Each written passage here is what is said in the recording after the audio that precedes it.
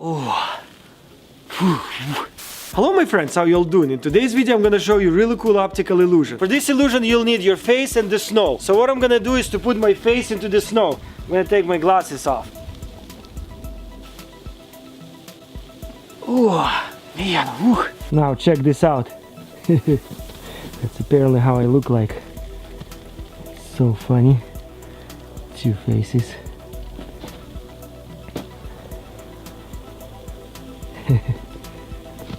How cool is that?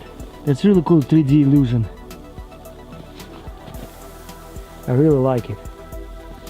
I'm gonna try another one with my glasses on. Let's see how it will look like. Oh. Let's see how I look with my glasses on. Check this out.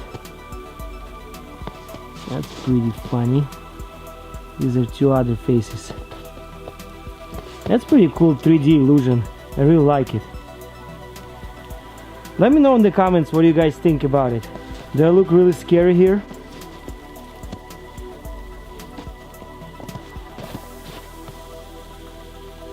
Well, that's pretty much it guys. I hope you like this video. Stay warm and I'll see you next time.